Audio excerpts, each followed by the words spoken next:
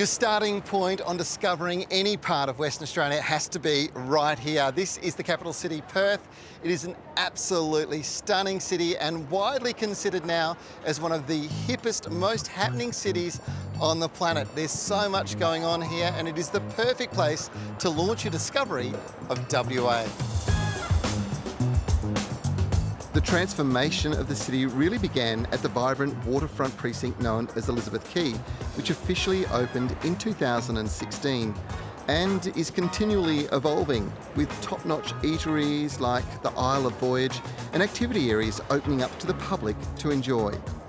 The changes here really are quite incredible. It remains the embarkation point for getting on a cruise boat and going up and down the river, checking out a city, or even jumping on a float plane and checking out the city from a whole different perspective.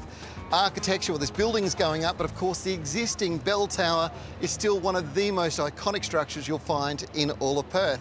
And then there's our 50,000 plus year old Aboriginal culture. You can take the Go Cultural tour. It's an Indigenous tour. Teaches you more about this ancient culture that still exists right here on the edge of the river. Another walking tour that helps you explore the greater city area, showcasing the in places to see, is the award-winning 2 feet and a heartbeat walking tour, which walks you through Perth's ongoing renaissance. Ryan, I can't believe that this has all happened. You know, King Square finally connects Northbridge and of course the city. After 100 years, it's all one again. Yeah, it's an amazing development.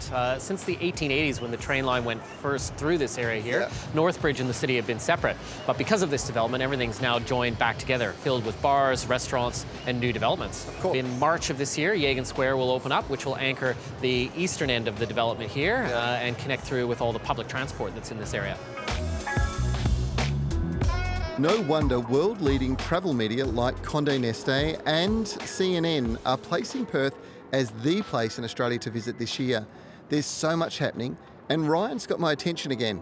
A pub. We have lots of them here. Really good ones. This is Petition, the corner bar. There's a casual restaurant next door, but it's only just part of the overall complex, right? Yeah, that's right. As part of the restoration works that took place here, about $100 million was invested in the upkeep of the building here to bring it back to its former glory, and there are tons of bars and restaurants in here. It's kind of got a few accolades in the last 12 months as well, hasn't it? It does, both on the dining and the accommodation front. So on the roof of the building here, we've got Wildflower, which was voted in the top 3 restaurants in Australia. Wow. And the Como Hotel inside the buildings here was voted as the #2 hotel in the world by Condé Nast Traveller. The city's come alive with a vibrant art scene. The street art is world class and you get to see the best as you stroll on the tour. And Ryan shares some tips and secrets for the best places for coffee, a beer or a meal as you go.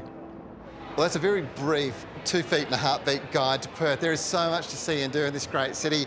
And if you are a local thinking about a staycation, here's a bit of advice. In fact, if you're coming from the East Coast, or maybe you're one of those lucky people flying in from London with the new direct flights with Qantas, think about taking 3 days to discover this city. And then you can head out. You can do things like 45 minutes south of Perth, in Rockingham, you can swim with wild dolphins.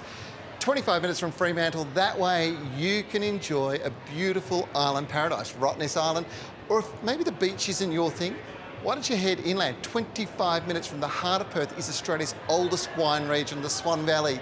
There's so much to see and do. Make sure you take some time to explore.